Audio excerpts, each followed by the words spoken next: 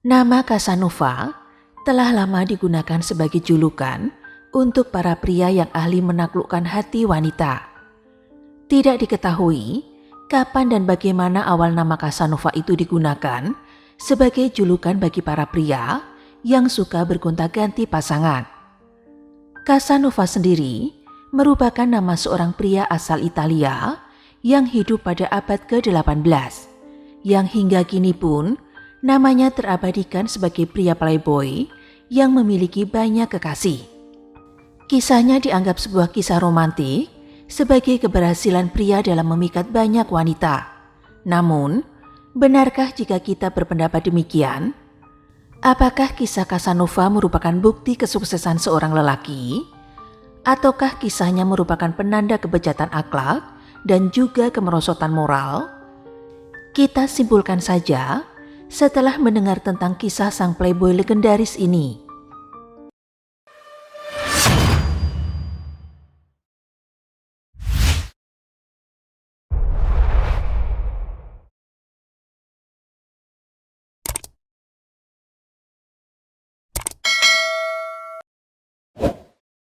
Pemuda legendaris ini lahir dengan nama Giacomo Girolamo Casanova.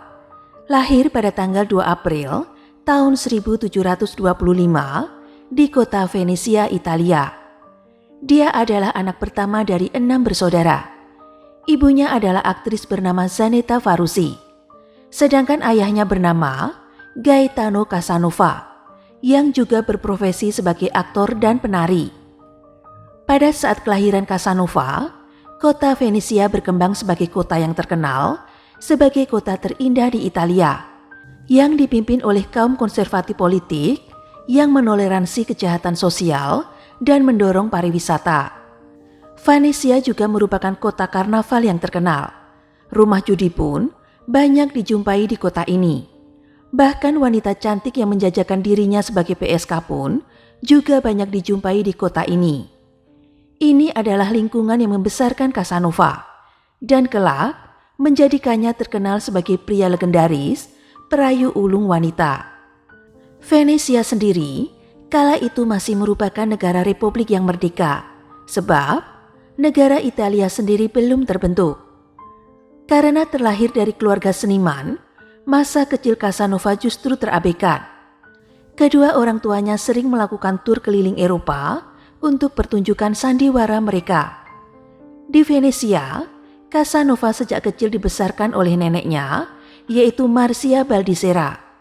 Pada usia 8 tahun, ayahnya meninggal, dan pada usia 9 tahun, ia pun dikirim ke sebuah asrama di kota Padua, jauh dari keluarganya. Dan ini menjadi kenangan pahit bagi dirinya. Dia berpendapat bahwa dia telah dibuang oleh keluarganya. Berkat kemandiriannya sejak kecil, Casanova terkenal cerdik dan cerdas. Kecerdasannya boleh dibilang di atas rata-rata. Bahkan, dia masuk Universitas Padua pada usia yang teramat muda dan diwisuda pada usia 17 tahun sebagai wisudawan termuda dan meraih gelar sarjana hukum. Selain itu, Casanova juga tertarik dan mempelajari ilmu kedokteran, sehingga dia memiliki sedikit pengetahuan akan dunia medis. Dia juga mempelajari kimia, matematika, dan filsafat. Namun pada saat ini jugalah ketertarikannya akan permainan judi ikut berkembang. Pada usia 21 tahun, ia sempat menjadi pemain judi profesional. Akan tetapi, sebuah kekalahan besar telah mengubah pikirannya itu. Akibatnya, dia mengalami kebangkrutan dan jatuh miskin, dan akhirnya banting setir menjadi pemain biola. Keberuntungan pun berubah berkat ilmu kedokteran yang sempat dipelajarinya. Dia berhasil menyelamatkan hidup salah seorang senator yang bernama Bragadin. Bragadin pun sangat berterima kasih pada Casanova yang telah dianggap sebagai penyelamat jiwanya. Sebagai ungkapan terima kasihnya, Bragadin menjadi pelindungnya, bahkan membiayai hidupnya.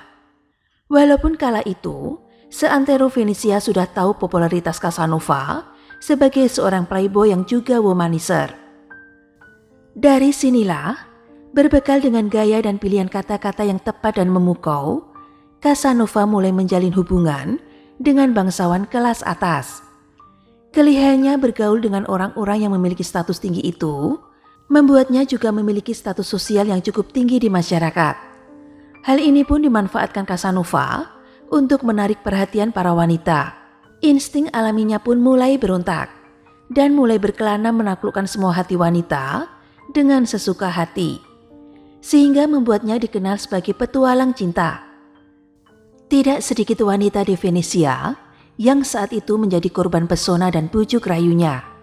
Dan tidak terhitung berapa kali Casanova menyusuri lorong kota Venesia pada malam hari buat bertemu dengan pacar-pacarnya.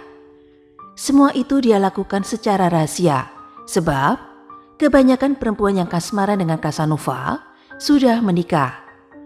Tidak jarang Casanova ditantang duel oleh suami yang memergoki perbuatan intim sang istri. Casanova mencintai semua perempuan, baik wanita dari kalangan bangsawan, penjajah seksual di rumah bordil, hingga pembantu rumah tangga pun menjadi korban rayuan maut yang keluar dari mulut sang petualang cinta ini. Baginya, wanita hanya pemuas nafsu, hasrat birahinya yang liar. Menurut catatan sejarah, pria kelahiran Venesia ini pernah berpacaran dengan sekitar 200 orang perempuan. Kisah Casanova sang pecinta wanita mungkin didasari kesedihan masa kecilnya, di mana ibunya memutuskan menelantarkannya demi mengejar karirnya sebagai artis. Hal ini mungkin membuat Casanova haus akan cinta, atau bahkan tidak pernah menghargai wanita karena trauma akan perlakuan ibunya itu. Bahkan kisah petualang seksnya diawali dengan trisom dengan 2 orang gadis muda yang masih berusia 14 tahun dan 16 tahun.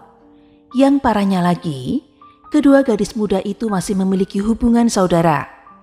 Namun kisahnya yang terparah terjadi ketika ia menjalin asmara dengan seorang wanita bangsawan yang sudah menikah, yang bernama Donna Lucrezia.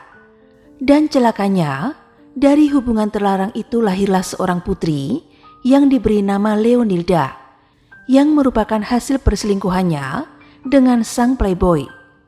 Tercatat pula, Casanova juga asik menjalin asmara dengan adik perempuan Donna yang bernama Angelica.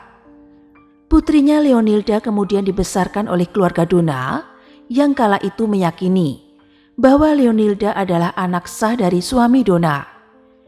Hingga pada usia 16 tahun, Leonilda kemudian memperkenalkan seorang pria yang ia cintai dan akan ia nikahi pada keluarganya. Namun betapa syoknya ibunya ketika mengetahui bahwa kekasih sekaligus calon suami anaknya itu tidak lain adalah ayah kandungnya sendiri, yaitu Casanova. Tentu saja skandal itu membuat Donna berang dan mengusir Casanova. Namun bertahun-tahun semenjak kejadian itu, Leonilda kembali bertemu Casanova dan percikan cinta mereka rupanya tidak pernah padam. Bahkan, Leonilda kemudian memiliki anak dari Casanova, yang tak lain adalah ayahnya sendiri. Sehingga anak Casanova tersebut juga bisa dianggap sebagai cucunya. Kekasih lain Casanova yang cukup legendaris adalah pria bernama Bellino. Namun ini bukannya kisah asmara gay. Bellino rupanya adalah seorang wanita yang menyamar menjadi pria. Kala itu, memang susah bagi seorang wanita pada masa Eropa kuno untuk memperoleh status tinggi, kecuali jika menikah dengan keluarga berada. Seorang wanita bernama Teresa Lanti kemudian berusaha meraih status sosial tinggi dengan menyamar sebagai pria bernama Bellino dan berprofesi sebagai kelompok penyanyi seriosa yang bernama Castrati, yang berisi pria-pria yang rela dikebiri untuk menjaga suara melengking mereka. Namun Casanova mengetahui penyamaran Teresa, bahkan berhubungan asmara dengannya hingga Teresa melahirkan seorang anak laki-laki. Anehnya lagi, Teresa kemudian membesarkan anaknya itu sebagai adiknya demi menyembunyikan aib itu. Rupanya kesuksesan Casanova dalam menaklukkan hati para wanita bukan karena fisiknya. Casanova sendiri bukanlah pria yang tampan. Tetapi bukan ketampanannya yang menarik hati wanita, melainkan karena karisma dan kepercayaan dirinya. Namun lama-kelamaan, kepercayaan diri Casanova ini pun membuatnya terlibat masalah. Sebuah kelompok Katolik Ortodok Venesia memutuskan menangkap Casanova di usianya yang ke-30 tahun pada tanggal 26 Juli tahun 1775 atas tuduhan penistaan agama dan kesusilaan umum. Si petualang cinta tersebut akhirnya dijebloskan ke dalam penjara ternama di Venesia yang terletak di Menara Kastil Doge. Penjara tersebut diperuntukkan untuk kriminal kelas kakap yang dianggap memiliki dosa besar oleh kelompok gereja Katolik Ortodok Venesia. Casanova yang merasa hasrat hidupnya dihalang-halangi ini berusaha keras untuk kabur dari penjara tersebut. Berbekal kecerdikan dan kecerdasan otaknya, dia pun berhasil kabur dari penjara tersebut dan melarikan diri ke Prancis. Casanova melarikan diri ke Prancis dan mengaku sebagai alkamis atau ahli alkimia yang berbakat. Begitu populernya dia sebagai alkamis di kalangan bangsawan Prancis, sehingga membuatnya mampu bertemu dengan tokoh-tokoh terkemuka Prancis, seperti Madame de Pompadour, Jean-Jacques Rousseau, seorang filsuf terkenal, dan Pangeran Saint-Germain de Alembert. Kepopuleran Casanova ini diimbangi dengan kecerdikan dan kemampuannya berbahasa Prancis, sehingga membuatnya dikirim oleh pemerintah Prancis untuk tugas mata-mata di Dunkirk, Inggris. Tugas ini dijalankannya dengan sukses, hingga Casanova diberi posisi tinggi dan dibayar mahal. Bahkan dia ditawari untuk menjadi warga negara Prancis. Namun Casanova menolak, karena ternyata dalam hatinya ia masih mencintai tanah kelahirannya, yaitu Venesia. Casanova telah mencapai puncak keberuntungannya, namun sayangnya dia tidak bisa mempertahankan kekayaannya tersebut. Dia menjalankan bisnisnya dengan buruk dan banyak meminjam uang untuk mempertahankan bisnisnya tersebut. Selain itu, dia menghabiskan sebagian besar kekayaannya untuk dihambur-hamburkan dengan para wanita di rumah bordil yang merupakan haremnya. Sehingga dengan cepat ia pun jatuh miskin dan terlilit banyak hutang. Setiap ada masalah, dia terpaksa berpetualang kembali mengelilingi Eropa demi mencari mata pencarian. Ia pun sempat bertemu dengan tokoh-tokoh terkemuka dalam sejarah, seperti Paus Clement XIII, King George III dari Inggris, dan Ratu Catherine Agung dari Rusia. Selama mengelilingi Eropa, Casanova juga pernah singgah di kota-kota Eropa lainnya, seperti Dresden, Jerman, Praha, Ceko, Vienna, Austria, Warsawa, Polandia, hingga Barcelona, Spanyol. Pada tahun 1783, Casanova kembali bertemu dengan tokoh sejarah, yaitu Benjamin Franklin, ilmuwan yang nantinya juga akan menjadi Presiden Amerika Serikat. Ia juga berpapasan dengan Mozart, musisi klasik legendaris, ketika ia tinggal di Praha. Namun semua itu tidak membuatnya bahagia. Rupanya Casanova yang masih hidup di pengasingan masihlah merindukan untuk pulang kembali ke kampung halamannya.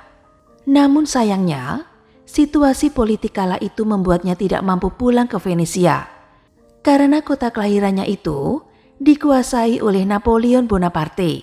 Bahkan, Casanova yang dirundung kesedihan sempat berniat bunuh diri. Hidup Casanova memang dipenuhi kisah dan petualangan yang mendebarkan.